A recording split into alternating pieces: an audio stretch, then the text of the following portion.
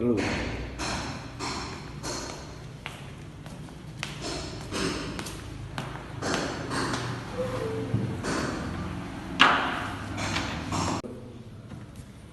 Assalamualaikum warahmatullahi wabarakatuh. Selamat pagi anak-anak semua. Hari ini kalian telah bertemu kembali dengan Ibu.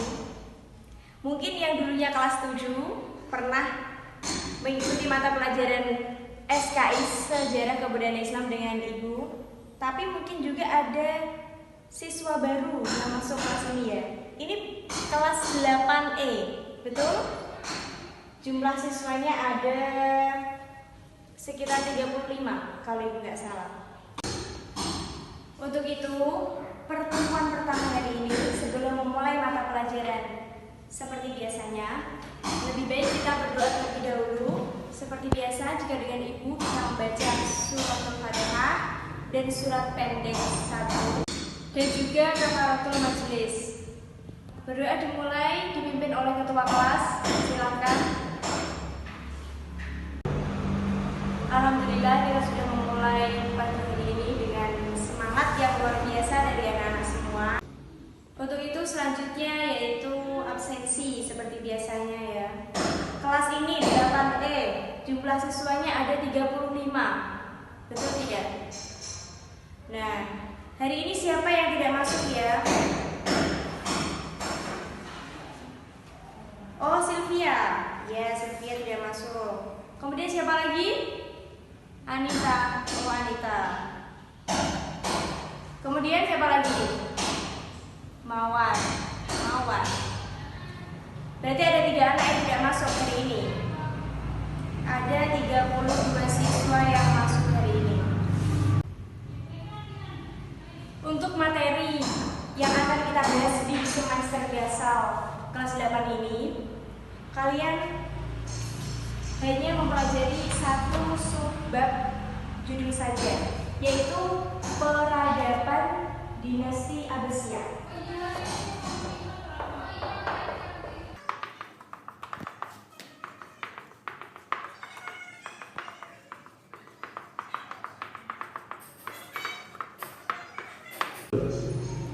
Nah, pada semester ini kita akan membahas peradaban dinasti Abbasiyah. Ibu ingin mengulas sebentar, tidak usah lama-lama, materi kelas 7 yang sudah pernah kalian pelajari dengan Ibu tahun kemarin. Mungkin kalian libur terlalu lama, 3 minggu itu waktu yang cukup panjang memang. Ibu yakin kalian asik dengan liburan kalian masing-masing kan, sehingga bisa untuk belajar.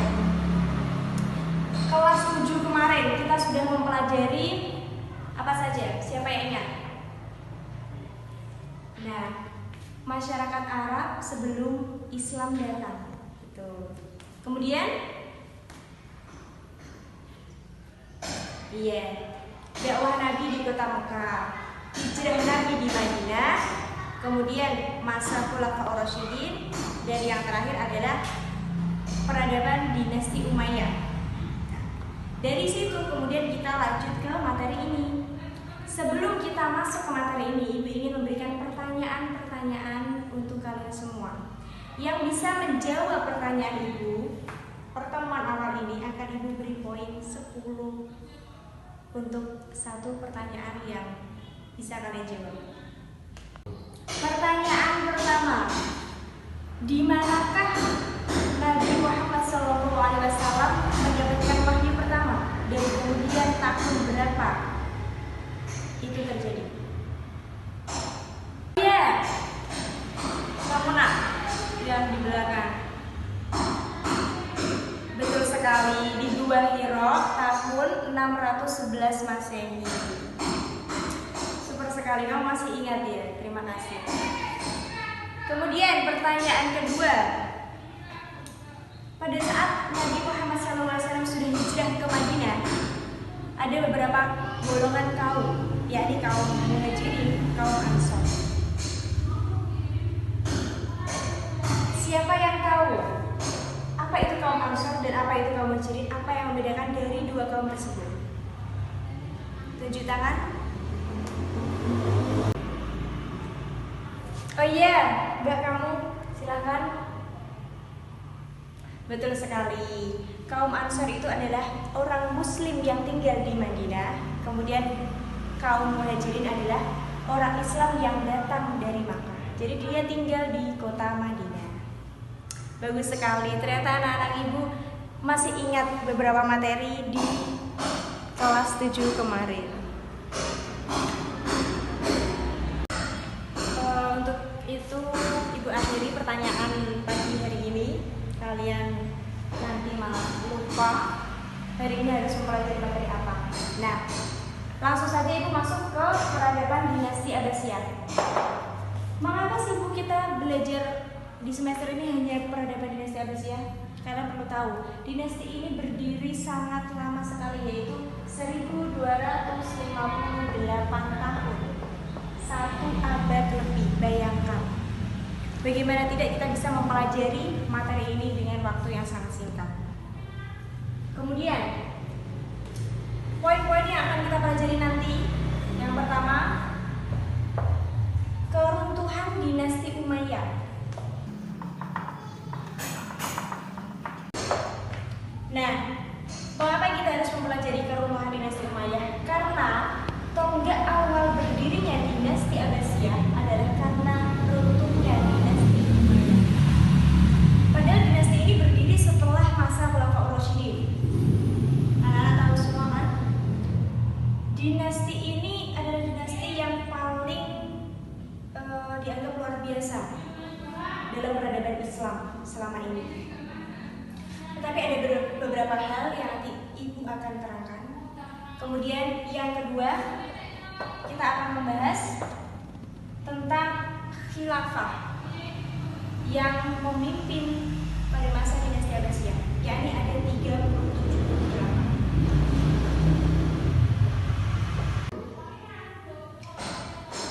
Pada dinasti ini kita akan mempelajari 37 khilafah. Nah, pendiri dari dinasti Abbasiyah ini atau khalifah pertama adalah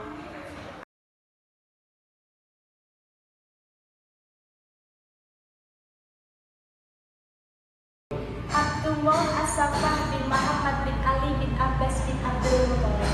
Beliau adalah khalifah pertama pendiri dinasti Abbasiyah ini. Kemudian ada juga 3 khalifah yang terkenal pada masa itu. Mereka semua adalah khalifah yang sangat luar biasa, yakni Khalifah Abu Ja'far Al-Mansur, kemudian Harun Ar-Rasyid, dan yang terakhir adalah Khalifah Al-Mahmud. Nah, kemudian materi selanjutnya yang akan kita bahas adalah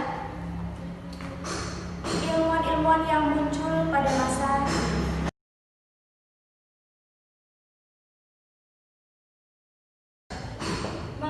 kita perlu mempelajari ilmuwan yang muncul karena dinasti Abbasiyah ini perkembangan ilmu pengetahuan sangat-sangat luar biasa pada masa ini dan banyak memunculkan pakar-pakar Islam yang sangat luar biasa, yakni diantaranya ada Al-Kindi, Ibnu Sina, dan lain sebagainya.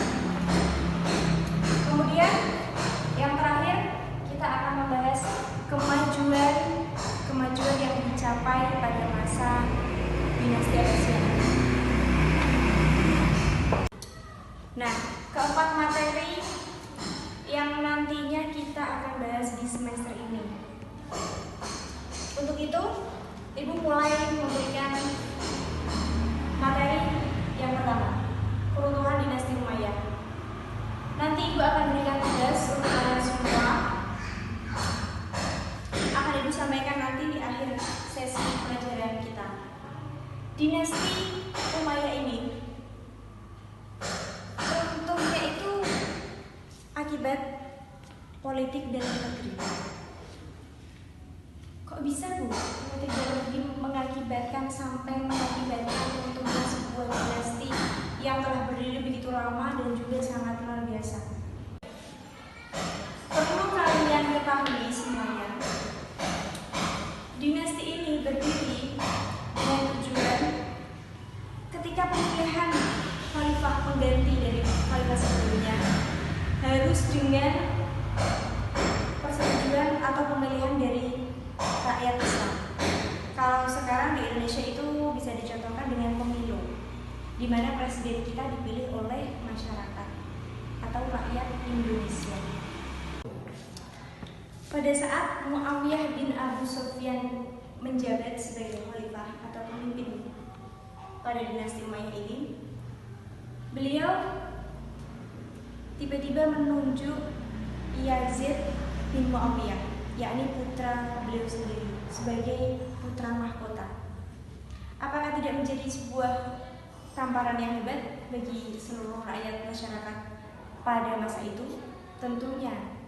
Padahal Muawiyah bin Abu Sufyan sudah membuat sebuah perjanjian dengan Hasan bin Ali bahwa dinasti ini dipimpin hanya dengan pemilihan dari rakyat Arab. Jadi pemimpin itu dipilih bukan berdasarkan sistem monarki, akan tetapi Muawiyah bin Abu Sufyan telah terlena mungkin ingin mengangkat anaknya sebagai pemimpinnya. Tentunya hal itu sontak membuat perdebatan yang luar biasa sehingga menyebabkan perang saudara, pertumpahan darah, peperangan, hingga kematian sahabat-sahabatnya pun terjadi pada kala itu. Untuk itu, ibu ingin memberikan tugas kepada kalian semua. Kalian membuat kelompok masing-masing, satu kelompok ada 5 orang, tetapi ibu yang akan memilih kelompok kalian masing-masing, yakni dari absen nomor 1 sampai absen nomor 5 kelompok 1. Skip. Kemudian absen nomor 6 sampai absen nomor 10 kelompok 2, absen 11 sampai 15 kelompok 3, absen 16 sampai 20 kelompok 4, dan absen 21 sampai 25 kelompok 5, absen 26 sampai 30 kelompok 6, dan absen 31 sampai 35 kelompok 7. Tadi ada 3 anak yang tidak masuk hari ini. Tolong diberitahu oleh teman kelompoknya yang kelompok terakhir tadi 31 sampai 35 agar mengerjakan tugas yang akan diberikan hari ini. Silakan kalian yang sudah tadi ibu tunjuk kelompoknya masing-masing. Kalian semua hafal kan nomor absen kalian? Baik, hafal semua. Sekarang kalian membuat kelompok atau duduk sesuai kelompoknya masing-masing. Oke, semuanya sudah duduk sesuai kelompoknya masing-masing. Kalian pilih ketua kelompok kalian yang kalian anggap dia mampu untuk mengkoordinir kelompok kalian masing-masing. Silakan. Kemudian kalau sudah, ibu tunggu di depan agar ketua dari masing-masing kelompok maju ke depan menemui ibu. Baik, kalian semua, ketua masing-masing kelompok kalian berenam sudah berada di sini. Ibu akan memberikan tugas kalian membuat peta konsep. Ibu akan berikan contoh. Kalian membuat peta konsep cukup 1 lembar saja. Ibu tidak ingin kalian membuat terlalu banyak. Buat peta konsep seperti yang ibu buat di papan tulis tadi. Itu contohnya keruntuhan dinasti Umayyah. Kemudian apa saja faktor-faktor yang menyebabkan runtuhnya dinasti ini. Kalian tulis, kalian catat, tetapi tidak usah banyak, hanya poin-poinnya saja. Paham sampai sini? Oke, baik, kalian semua paham maksud ibu. Kemudian, ketika kalian sudah menulis poin-poinnya, kalian harus paham betul apa yang sudah kalian tulis di dalam peta konsep ini. Minggu depan, pertemuan selanjutnya, ibu ingin kalian mempresentasikan hasil diskusi kalian. Dan untuk catatan, jika ada teman kalian yang tidak mengerjakan atau tidak ikut dalam menyelesaikan tugas ini, tolong harus dicatat namanya, kemudian laporkan ke ibu. Baik, paham semuanya? Jika sudah paham, kalian semua bisa mencari di internet, terserah, tapi harus dicantumkan alamat website ketika kalian mengambil materi tersebut. Sudah ada buku modul dari sekolah, juga ada LKS dari sekolah. Kalian tambahkan referensi dari internet. Paham sampai sini kalian semua? Siap paham. Jika ada yang tanyakan nanti bisa tanya ke ibu guru. Jika di sini sudah selesai waktunya, bisa nanti bertemu ibu guru di ruang guru. Silakan kembali ke tempat masing-masing. Alhamdulillah, anak-anakku semua, tugas kalian sudah disampaikan kepada ketua kelompok kalian masing-masing. Nanti ketua kelompok yang sudah tadi maju harap disampaikan ke teman-temannya sampai teman-temannya benar-benar paham akan tugas yang diberikan. Paham semuanya? Nah, untuk itu kita karena sudah memasuki jam selesai. Setelah ini kalian harus istirahat. Pasti ingin kan langsung jajan ke kantin. Sudah pada lapar. Untuk itu, terima kasih semua untuk anak-anak telah memperhatikan apa yang Ibu sampaikan. Cukup sekian, Ibu minta maaf jika ada yang salah. Pertemuan di awal semester ini sangat-sangat luar biasa. Semangat kalian, Ibu harap semangat kalian akan terus seperti ini sampai nanti di akhir semester selesai. Cukup sekian. Wassalamualaikum warahmatullahi wabarakatuh.